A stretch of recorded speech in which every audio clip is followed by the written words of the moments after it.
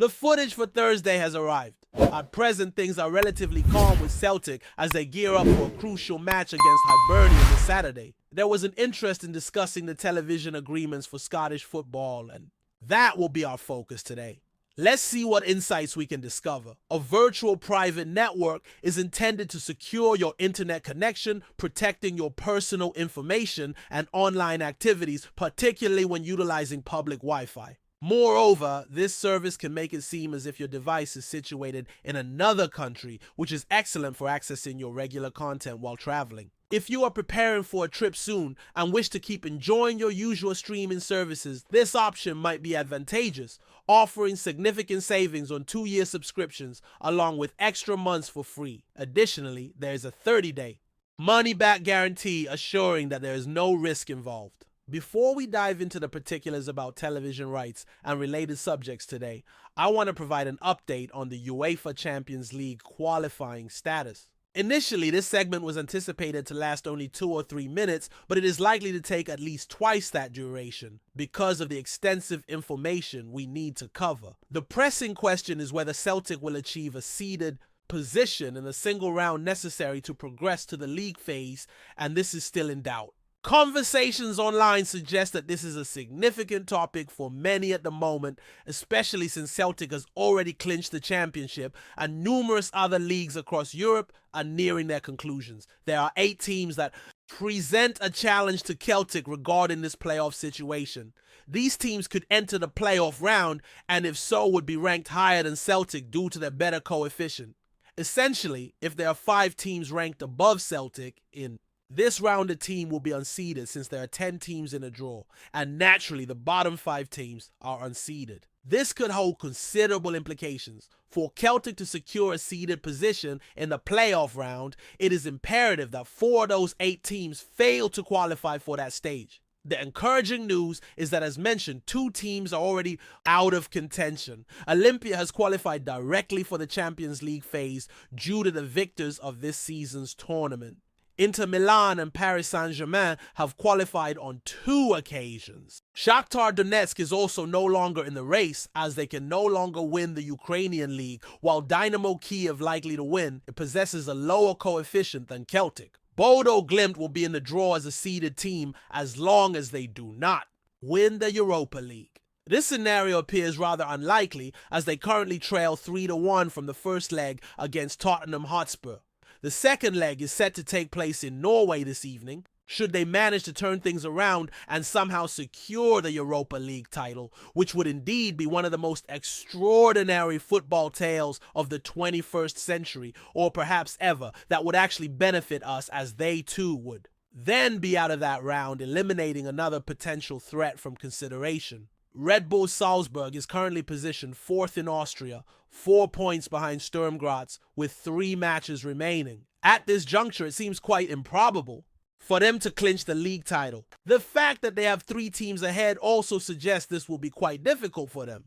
This is certainly encouraging news. Any other Austrian champion has a lower coefficient than Celtic, which provides some reassurance. The remaining details aren't as currently, the difference between the teams is 4 points with 3 games left to play, but the presence of 3 clubs ahead makes the situation quite complicated. On the other hand, any previous Austrian champion has a lower coefficient than this team, which is a positive aspect. However, the rest of the picture is not as promising. Curva Vesta has already secured their spot in the second qualifying round. By becoming the Serbian champion, Ferencvaros has a good chance of winning the Hungarian league title. Copenhagen is seen as the favorite for the trophy in Denmark, facing an important match against Michelin this weekend. The winner of this encounter will become a strong contender for the title, so there are hopes for Michelin in this dispute. Additionally, Dinamo Zagreb sits 2nd in Croatia, just 1 point behind with 3 games left. Now let's consider the possibility that Salzburg does not win the Austrian league title. In this scenario, they will be left with very few chances, sitting 4th in the league with 3 games left. So we would need to eliminate 3 of these 8 clubs, needing just 1 more to fail, whether by not winning the league, Dinamo. Zagreb seems to be the most likely candidate for this, or even if they win, if one of those teams is eliminated in the early stages before we enter the Champions League. Most of these teams face 2 stages, which could also play in our favor. With all this information in mind, it's a lot to consider, and I tend to ramble, but I genuinely believe we have more chances of being seeded than not. However, if you were online the night before, you may have been surprised to see the latest football rankings projections, which placed our team in the unseeded category. The seeded teams include Dinamo Zagreb, Bodo Glimt Copenhagen, Crvena Zvezda, and Ferencvaros. The unseeded teams include Celtic Basel, Sturm Graz FCSB from Bucharest, and Rakov from Poland. Personally, I'm open to discussing the matchups with Celtic, and I don't think we'd be seen as underdogs in any of these pairings. However, I'm not so sure about facing Bodo Glimt in just 2 games to reach the Champions League, especially considering their current form, or even against Red Star in the unseeded category. Let's move into the subject of the Celtic Cup. I believe we wouldn't be considered underdogs in any of these battles, but I'm curious about opinions on facing Bodo Glimt in 2 matches to secure a spot in the Champions League.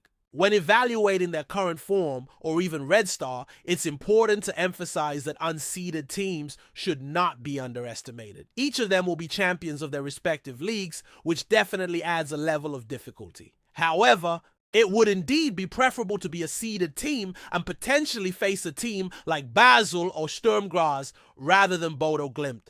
I remain optimistic about the possibility of us being seeded and will revisit this subject as we progress.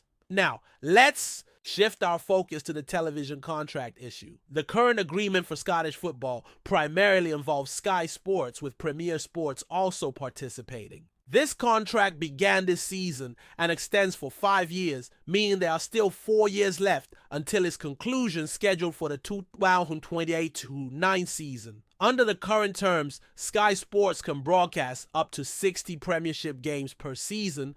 However, they have not reached this target this year. The recent derby against Rangers was their 45th live broadcast of the Premiership. They still have a few games scheduled for this season, including Rangers versus Aberdeen this weekend, Aberdeen facing Celtic next week, and the Trophy Day at Celtic Park against St. Mirren. This will bring their total to 48 games, well below the 60 they are permitted to show, which is frankly quite a low number. It's worth mentioning that Sky Sports' portion of this deal is valued at £30 million per season, but we can analyze the financial aspects at another time. You may have noticed that Premiership games have also been broadcast by another channel this season, Premier Sports. This new agreement allows Premier Sports to acquire additional matches that are not being shown live by Sky, and it appears they have committed to broadcasting 20 live games per season during the 5 years of this contract. So far, they've broadcasted 20 Premiership games live. Premier Sports. This represents a new agreement that essentially allows a network to acquire extra games that are not being shown live by another broadcaster. It seems they agreed to broadcast a total of 20 live games per season during the 5 years of this contract, so they've broadcasted 20 league games live this season and will continue to do so in the future. This part of the contract is not as high value, totaling £10 million over 5 years. Considering this as £2 million per season, the total amount allocated for broadcasting live games comes to approximately £32 million annually. Just for the record of the 38 league games this season, 23 have been or will be broadcasted by the end. This includes 6 games at one of the major stadiums, the maximum allowed, and 17 away games. Throughout a league season, there were 19 away games, of which the broadcaster aired 17. The 2 games that were not broadcasted, including a 60 victory at a stadium earlier in the season and a 21 loss to a rival recently, were both aired live by another broadcaster. Additionally, a club can broadcast up to 4 home games live on a pay-per-view basis. I believe the rule here is that you can't air these games if they've already been chosen by another broadcaster or if they are held on a Saturday at 3 p.m. So choosing all 4 games during the winter period, most of them happen during the week. Among the broadcasts from different channels, there are only 9 of the 38 games that haven't been aired live this season. All the other games, if you were in Scotland or anywhere else in the world and had a bit of money, not much could be watched live. So it's a considerable number. The question that may arise is whether with so many games now live as part of the new television contract, we are really getting a good return on investment. I've been trying to investigate the monetary value of television contracts in comparable countries and leagues in Europe. I'm not focusing on the 5 major leagues as they're in a different stratosphere compared to Scottish football. However, there are several countries that likely come to mind where Scotland should be able to stand out. Without revealing too much of what I'm about to present, it's clear we are not matching up to all of them. It's important to mention that I wasn't able to find information on all the leagues involved. Some data may be difficult to locate online and many are outdated. Moreover, some figures include lower leagues and even women's football, which are grouped in the same agreements. However, this provides an insight into our position in relation to similar leagues. For example, Turkey is standing out with about £136 million per season, which has become the largest television deal in Europe outside the 5 major leagues. In Belgium, the professional league is securing about £115 million per season. Moving to Scandinavia, the Elite Series in Norway, despite its difficult name, generates about £64 million per season, also covering the rapidly growing Women's League. The Danish Superliga generates about £52 million per season, while the Austrian Bundesliga raises about £34 million annually. There are notable similarities with Scotland, especially given the proximity to such a prominent league in Germany, which may overshadow things a bit. The Scottish Premiership, as mentioned, is around £32 million per season, while the Swedish Allsvenskan supposedly generates £30 million annually, though it's reported that they've secured a better deal recently. However, the numbers of that improvement aren't readily available. Therefore, it seems reasonable to conclude that among these 8 major divisions, including the Scottish Premiership, we are likely at the bottom of the ranking, especially with Sweden, positioning itself for a more advantageous deal. This raises the question, should Scottish football really be in such a position when considering countries with strong football traditions like Norway and Sweden, as well as Belgium, which have competitive leagues that clearly have certain advantages? It is notable that our position in the rankings is lower compared to other countries. Is it acceptable for us to be in this situation when looking at nations like Norway and Sweden, which have strong football cultures, as well as Belgium, known for its competitive leagues? These countries enjoy various advantages in many aspects. However, should football in Scotland really be at a disadvantage, especially considering we host one of the most important football derbies in the world, which happens 4 times a season? Our league is one of the oldest and most traditional, with a strong commitment from the fans. It's an impressive reality that Scottish football holds the highest average attendance per capita among all football leagues worldwide. This shows our immense passion for football in Scotland, a reality that may not be fully appreciated until you visit places like Australia, where many other activities compete for attention. In Scotland, football often seems to take center stage, leaving little room for other interests. Despite having many positive aspects, we face difficulties translating this into revenue generated by our television contracts. A significant reason for this situation is the peculiar circumstances in Scotland, especially regarding our main broadcaster, which operates on a national scale and appears to prioritize the English Premier League. To be fair, it also focuses on the English Football League. That said, there are certainly improvements we can aim for. One observation about the Eredivisie's television deal is its ability to broadcast 136 games live each season. In contrast, Scottish football is limited to showing up to 80 Premiership games across its broadcasters, with only 68 games broadcast this season. This total represents exactly half of what the Eredivisie can offer, and one could argue that increasing the number of live broadcasts would result in higher revenue. Scottish football often finds itself in a standoff between the broadcasters and the fans attending the games, leading to numerous complaints about scheduling and other related issues. To generate additional revenue, it seems that Scottish football will need to find ways to commercialize more games in the future. The tension between broadcasters and fans who attend the games is a constant issue. It is common to hear various complaints about match times and similar matters. However, to increase revenue, it is likely that more games will need to be sold in the future. It may even come a time when the current limit of 5 visits to each stadium per season will need to be reassessed, as this has always seemed a bit illogical to me. I also believe that the restriction for Saturday afternoons at 3 p.m. will eventually be revisited. It's clear that broadcasting more games would bring benefits. There are ongoing discussions about the possibility of a dedicated league channel. Could we move away from traditional broadcasters and create an independent media platform that produces all these shows, broadcasts the games live, and offers access to fans worldwide through a monthly subscription?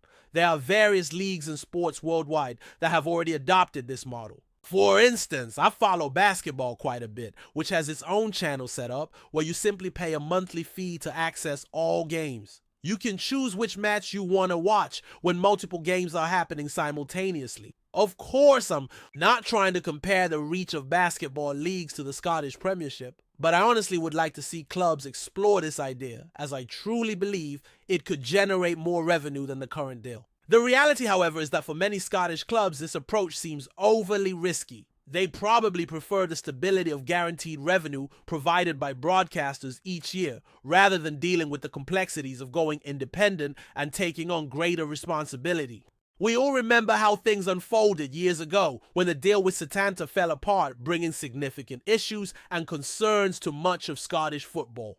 Given this history, it's understandable that many clubs are quite cautious today. However, I have no doubt that when we examine the figures and revenue generated by leagues in Denmark, Sweden, and Belgium, it's clear that there are valuable opportunities to consider. The real issues and concerns impacting much of Scottish football are highly relevant. It seems there's a certain conservatism around this matter at present, but I still believe that when we examine the figures and revenue generated by leagues like Denmark, Sweden, and Belgium, it's clear we haven't optimized our rights so far. Looking more closely at Celtic, it's probably no surprise that Scottish television revenue represents just a small part of what the club generates annually. Reports indicate that the club receives around £3.5 million for winning the Scottish Premiership each season. As I mentioned in a previous video in February, the Champions League brought us around £37 million this season, not counting ticket sales. With 4 more years of coverage left for Scottish football, the worrying thing about these figures is that they seem unfavorable now. It's hard not to wonder how these figures will look in another 4 years, especially when neighboring countries secure better deals while we remain stagnant. When it comes to Celtic, I believe the solution is simple, and you're probably tired of me emphasizing this point. The key is to seek more European football. The competitions in Europe represent prestige, financial opportunities, and excitement. More European matches are undoubtedly beneficial for Celtic in many ways, and within the context of Scottish football, we really are significant entities in a relatively small environment. When we step onto the European stage and participate in more games at this level, even in the Europa League, but certainly in the Champions League, that's where Celtic can truly aim to become a leading European club. If we were competing in some form of European league, or if most of our games were in the Champions League, in a hypothetical future, Celtic would surely be among the top 15 clubs in Europe. In relation to various aspects of Scottish football,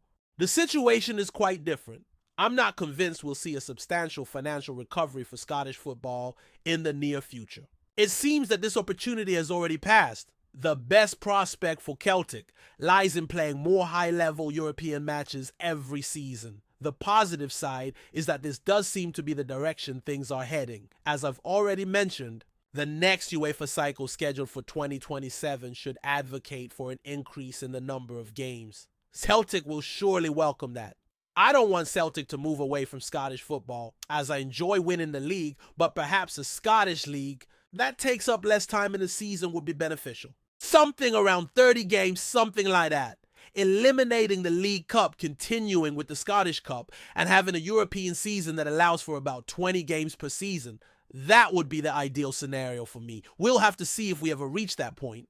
So in relation to your question about television deals, I've ended up discussing some form of European Super League or a more robust Champions League. I should really avoid this subject in the future. Before we proceed, subscribe to our channel and enable notifications to receive all exclusive news about Celtic FC. Don't miss any details about your favorite team. It's extremely important for Celtic FC fans.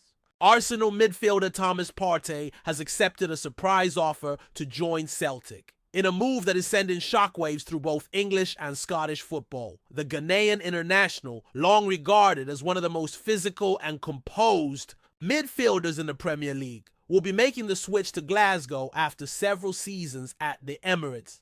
Partey's decision marks a major coup for the Hoops, who have been looking to reinforce their midfield with experience and quality ahead of next season's domestic and European campaigns. The 30-year-old, who joined Arsenal from Atletico Madrid in 2020, has struggled with injuries in recent seasons but remains a top-class operator when fit. His ability to break up play, dictate tempo, and drive forward with the ball will no doubt add a new dimension to Brendan Rodgers' side. The move also underscores Celtic's ambition to dominate the Scottish Premiership and make a more serious impact in Europe. With Rangers pushing hard to close the gap domestically, Celtic's board appear determined to strengthen in key areas, and Partey's arrival is a statement of intent. It's not often a player of his pedigree makes the journey north, and supporters will be buzzing with anticipation over what he can bring to the side. At Arsenal, Partey leaves behind a mixed legacy. Moments of brilliance and leadership tempered by frequent spells on the treatment table. Mikel Arteta's evolving midfield setup and the emergence of younger talents likely made Partey's departure easier to negotiate for the Gunners.